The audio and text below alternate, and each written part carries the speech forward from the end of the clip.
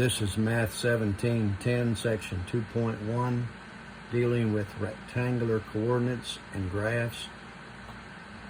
In order to talk about this section, we need to remind ourselves of what we mean by ordered pairs, which is a pair of related quantities consisting of two components. They are written inside of parentheses, normally x, y inside the parentheses to represent the x coordinate and the y coordinate. The rectangular coordinate system is also called the Cartesian coordinate system, and it's named after one of its inventors, René Descartes. It consists of two perpendicular number lines. One is horizontal, called the x-axis. The other is vertical, called the y-axis. The point of intersection of the two axes is called the origin, which is the 0, 0 point. And it consists of four quadrants that are formed by these two number lines. Roman numeral 1 is the upper right, Roman numeral 2, upper left, Roman numeral 3, lower left, and Roman numeral number 4, lower right. One of the things that we can do is to calculate the distance between 2 points on the coordinate plane, and we use the distance formula, which is the distance from P to Q, written this way, is found out by subtracting the x coordinates and squaring them, and then adding to that the difference between the y coordinates and squaring that, and also taking the square root. So the first point is x1, y1, which is P. The second point is x2, yq, which is Q. So here's an example where P is -8 and 4, and Q is 3 and -2. So I'm going to label these x1, y1 and x2, y2. That allows us to keep up with where the numbers belong in the formula. So that will be x2, which is 3, minus a -8. And I'll put that all in square brackets and square it. And then the y coordinates subtracted would be -2 minus 4. And that also will be squared, and the whole thing gets put in the square root. So combining these two, we get 11, and that'll be squared. Here we get -6 squared, and all that in square root, which will be 121 plus 36, square root of that, which is 157. Since there are no square numbers that divide evenly into 157, this is considered to be simplified. The only other thing you could do is take it as a decimal if you were asked to do so. Another way to think of this is to take the distance between the x's, or in other words, the distance from -8 to 3, which is 11, and the distance from the y coordinates, which would be from 4 to -2, which is 6. So that'll be 11 squared plus 6 squared, the square root of that, which again is the square root of 157. So this is just another way to think of it instead of having to memorize a formula. Another problem we have here is where we have 3 points, M, -2 and 5, N, which is 12 and 3, and Q, which is 10 and -11. And the question is, are these the vertices of a right triangle? So the best thing to do would be to plot them on the coordinate system. So -2 and 5 would be right there, M. 12 and 3 would be about right there, which is N, and then 10 and -11.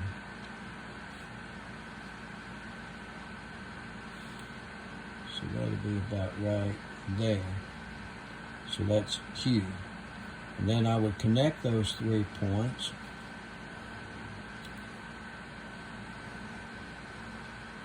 Which helps us to determine which one of these might be a right angle, which we would think to be N.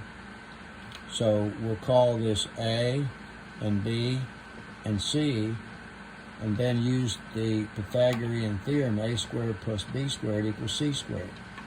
We can find A, B, and C by using the distance formula. So A is going to be the distance from M, -2 for the x, to 12. So the distance between -2 and 12 on the number line is 14.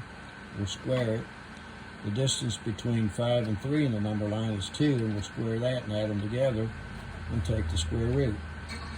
To get B, we would go from N to Q, so from 12 to 10 is 2 spaces on the number line.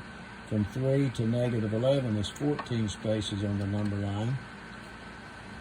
And then to do C, we would go from M, -2, to 10, which is 12 on the number line, and 5 to -11, which is 16 on the number line.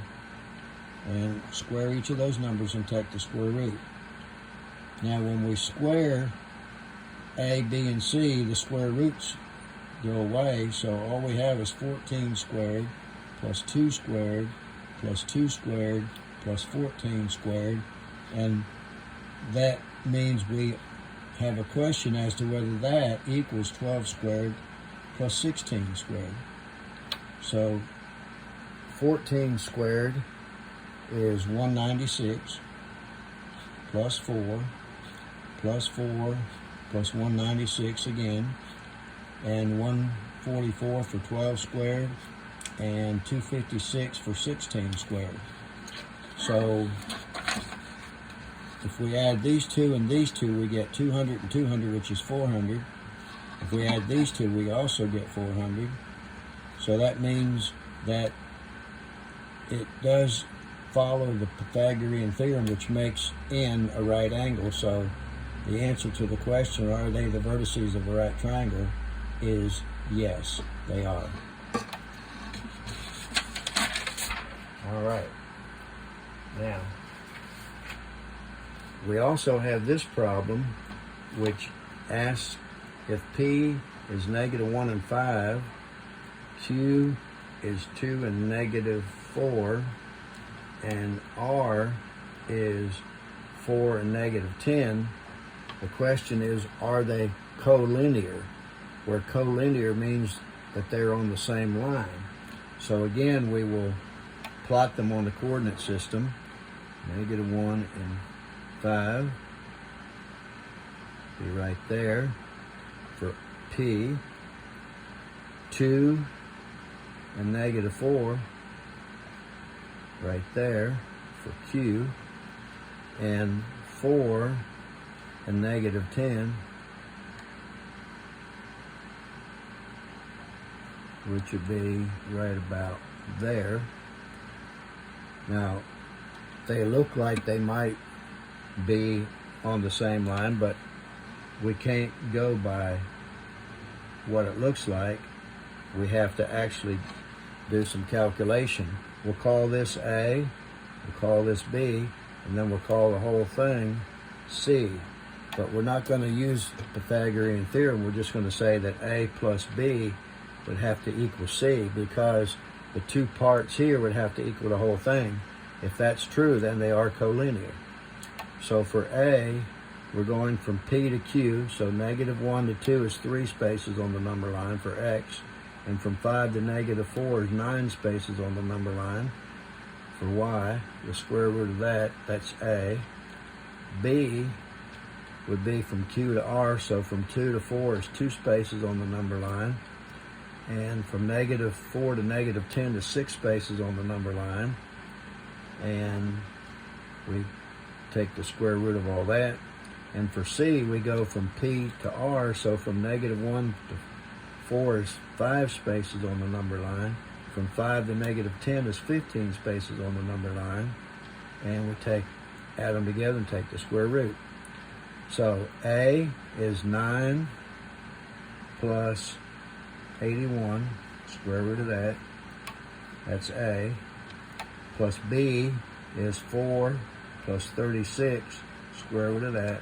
And the question is, does that equal 25 for 5 squared plus 15 squared is 225, and the square root of that. So this is 90, this is 40, and this is 250. Now we could take the actual square roots and get decimals, but the problem with that is we would have to round it off, and rounding off may not allow it to come out exactly equal. So what we'll do is simplify this as the square root of 9 times the square root of 10. This is the square root of 4 times the square root of 10. And this is the square root of 25 times the square root of 10, where the 9, the 4, and the 25 are all perfect squares. So that's 3 square root of 10 plus 2 square root of 10. And the question is, does that equal 5 square root of 10? And obviously 3 and 2 add up to 5, so the answer is yes. So the 3 points are collinear. Now the next thing we want to look at is the midpoint formula, which tells us that M, which stands for midpoint, is calculated by adding the x coordinates and dividing by 2, and adding the y coordinates and dividing by 2. So we can think of this as the average x divided by 2 and the average y divided by 2. And this is a point. It's a midpoint, so it's written as a point. So let's look at our first example. We have 8, -4, and -6 and 1. We want to find the point that's halfway between these 2 points.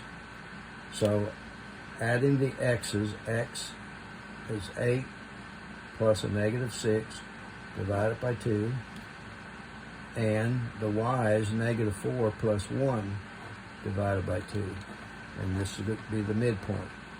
So that's 2 divided by 2 and -3 divided by 2. And simplifying, we get m is 1 and -3 over 2. Normally we leave improper fractions as improper fractions. We don't divide it out and make it a mixed number. So this is the point that's halfway between the original 2 points. Now we have another problem that's a variation of that, where you have P, which is -6 and 12, and M, which is 8 and -2, and Q, we're trying to find the coordinates, so we don't really know what they are yet, so we'll call them x1, y1. So this is an endpoint. This is an endpoint. And this is the midpoint. So the midpoint has already been calculated for us. So to find the coordinates of Q, we have to take the coordinates of the 2 endpoints, -6 plus x1 divided by 2, and 12 plus y1 divided by 2, and that'll give us the midpoint, which we already know is 8 and 2. So that means that this value is 8 and this value is 2. So we can set them equal. -6 plus x1 over 2 equals 8, and 12 plus y1 over 2 equals 2. we can solve each one of these. We'll get the value for x1 and y1 when we do that. So negative 6 plus x1 equals 16. Adding 6 to both sides, x1 is 22. Here we get 12 plus y1 equals 4. And subtracting 12 from both sides, we get y1 equals negative 8. So Q then would be 22 and negative 8. But again, we use the midpoint formula. To find the missing endpoint. Now, next we want to look at graphing equations that have two variables in them, x and y. There are a number of ways to do this. This time we're going to do it by finding the intercepts, the x and y intercept. To find the x-intercept, you let y be 0, and to find the y-intercept, you let x be 0. Then you can also find additional points by just picking some number for x, and then you connect them with a straight line. So the first example, number 1, y equals 4x minus 1. So we're going to find the x-intercept, which means we let y be 0, so 0 equals 4x minus 1. Add 1 to both sides, that'll be 1 equals 4x, and then x will be 1/4. To find the y-intercept, we put an x in, a 0 in for x, and get y equals 4 times 0 minus 1, so y equals negative 1. So we can now plot these on a coordinate system. 1, 2, 3 each way. Now I've got x is 1/4, which is about right there. Y is negative 1, which is right there. Then we can pick one other value for x. Let's let x, say, be 1. If we put a 1 in for x, we get y equals 4 times 1 minus 1, so y is 3. So that gives us an additional point, which will be right there. And then we can connect those 3 points, and we have the graph. And we usually label the graph somewhere next to the line that we drew. The reason we select that third point is to make sure that we didn't miscalculate on the intercepts. This way we have kind of a backup point. The second example, x equals the square root of y minus 1. In order to solve for y like we had in the first example, we need to take and square both sides. So we square both sides and we get x squared. When we square a square root, the square root goes away. So y will equal x squared plus 1 by adding 1 to both sides and switching sides. So I'm going to draw a coordinate system. To get my x-intercept, I let y be 0, so 0 equals x squared plus 1. So x squared equals negative 1. When you take the square root of negative 1, you get plus or minus I, the imaginary number. You cannot locate an imaginary number on a regular coordinate system, and so that tells you there is no x-intercept. To find the y-intercept, you put a 0 in for x, and you would get y equals 0 squared plus 1, so y equals 1. So when x is 0, y is equal to 1. So there's the y-intercept. We can do just like we did before. We can select some other number for x. And I'm going to select, say, a 1 for x, which would mean that we'd have 1 squared plus 1 is 2. I'm also going to select a negative 1, which will also give me a 2. So 1 and 2 a negative 1 and 2. The reason I did that is because this is not a linear equation, it's a quadratic equation, and quadratic equations make a U-shaped graph. So the graph will look like this. It'll come down and turn around, go back up. When you draw a U-shaped graph, make sure it's rounded on the bottom and not straight and make a V. You need to make a U. All right. The next example is very similar to that one. Y equals x squared minus 4. So the x-intercept, we would put a 0 in for y and get 0 equals x squared minus 4. So that's x squared equals 4, and x equal plus or minus 2.